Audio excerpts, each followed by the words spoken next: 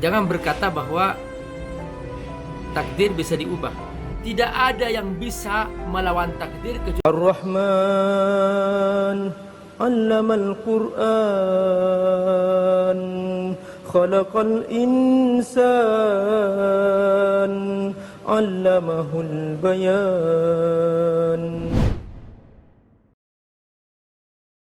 Jadi Allah punya ketetapan. Ketetapan ini yang tahu hanya Allah. Jangan berkata bahwa takdir bisa diubah. Nah, ya suka-suka Allah. Kalau kata Allah mau diubah, ya Allah bisa mengubah. Tapi kemudian timbul pertanyaan, berarti Allah berubah-ubah dong? Seperti itu. Karenanya ilmu takdir itu rahasia Allah. Hanya Allah yang tahu. Fa'alun lima yurid. Allah bisa berbuat apa saja. Tapi Allah Maha tahu bahwa apa yang terbaik bagi hambanya itulah yang Allah sudah tentukan. Nah, kita semua hanya berusaha. Tapi kita tidak tahu takdir kita seperti apa. Apakah aku kaya atau miskin? Aku gak tahu. Tapi aku berusaha untuk menjadi kaya. Iya, silakan. Namun aku tidak tahu apakah nasibku kaya atau tidak, takdirku kaya atau tidak. Kapan ketahuan bahwa aku takdirku kaya? Kalau kita sudah meninggal. Ketika dia meninggal dunia, dia kaya, berarti takdirnya kaya. Ketika dia meninggal dunia, dia miskin, maka dia takdirnya miskin. Itulah baru ketahuannya. Banyak orang awalnya kaya, pas meninggal dia miskin. Ada orang dia itu awalnya miskin, menjelang mati dia kaya raya. Ada. Nah, makanya kita hanya berusaha.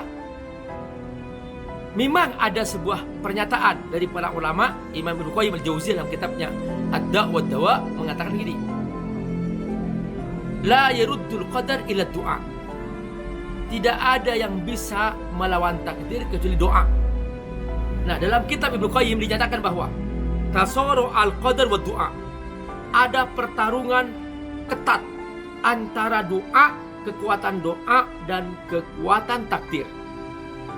Fa idza taqawwad du'a. Kalau doa lebih kuat, maka bisa mengalahkan takdir. Fa idza dha'afad du'a.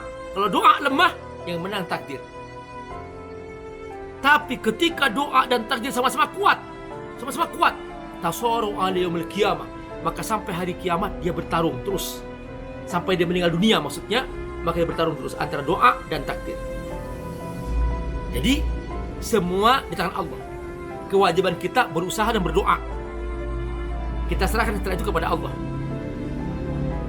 Apa yang kita inginkan, jangan dipaksakan mengatur Allah. Karena yang tahu yang terbaik hanya Allah untuk kita. Bahkan ada yang mengatakan bahwa makna ud'uni astajib lakum, berdoalah kepadaku, aku pasti akan menerima.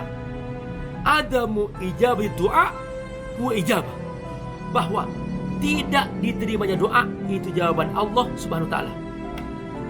Perhatikan, ketika Allah tidak menjawab apa yang kita minta, itu juga jawaban Allah. Sampai begitu.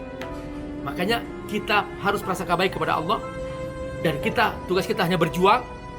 Nikmati, we enjoy. Kita nikmati hidup ini dengan segala kemampuan kita. Udah, jangan mengeluh, jangan putus asa. Tetap riang gembira. Karena bahagia dan sedih itu bukan di fasilitas. Bukan karena seseorang di rumah megah pasti bahagia. Enggak. Banyak orang stres, banyak orang mabok di rumah mewah. Banyak orang bahagia di rumah sederhana. Makanya jangan diukur kaya miskin itu karena fasilitas. Bukan. Bahagia senang, fasilitas bukan. Justru bahagia di hati kita. Itulah dia hakikat yang kita hidup, yang kita lakukan.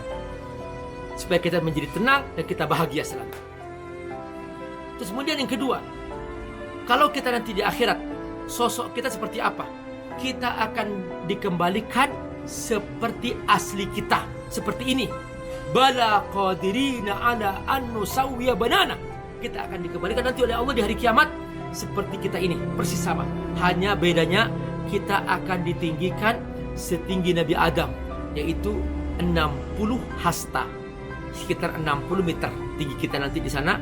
Karena setinggi semua kita, karena surga ini besar dan kita akan dikembalikan seperti asal kita, yaitu Nabi Adam AS, sekitar 60 meter. Tapi secara fisik kita seperti ini, sama wajah kita seperti ini, seperti itu, tidak ada perubahan sama sekali. Bahkan sidik jari kita, bala qadirina ala an nusawi banana, sama seperti sidik jari kita ini, seperti ini. Itu dia hakikat kita nanti setelah kembali kepada Allah di hari kiamat, dan bentuk kita seperti itu. Terima kasih. Assalamualaikum warahmatullahi wabarakatuh. Alhamdulillah wassalatu wassalamu ala Rasulillah wa ala alihi wa sahbihi wa man. Teman-teman rahimakumullah, Abi Amir mengasuh sebuah pesantren FAT Institute. Pesantren FAT ini ada di Jakarta, ada juga di Sukawangi, Bogor. Mereka rata-rata adalah anak-anak yatim duafa, dan mereka belum punya asrama, belum punya masjid, dan juga mereka membutuhkan pembebasan lahan untuk pesantren. Teman-teman, membantu para penghafal Quran adalah menyiapkan mereka punya masa depan yang cerah, dan otomatis kita juga membantu diri kita sendiri, karena dengan membantu mereka menjadi penghafal Quran, menjadi para ulama, semua kebaikan yang mereka kerjakan, setiap huruf dari Quran yang mereka ulang-ulang, kita semua kebagian pahala.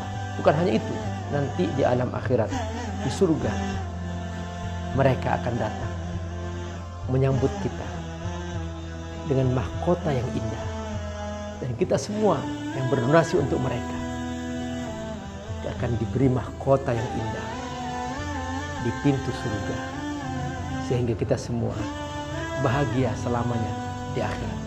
Ayo bergabung membantu para santri yatim duafa penghafal Al-Quran di pesantren Fadl Tafsir di Sukawangi, Bogor, melalui rekening di bawah ini. Semoga Allah berkati. Assalamualaikum warahmatullahi wabarakatuh.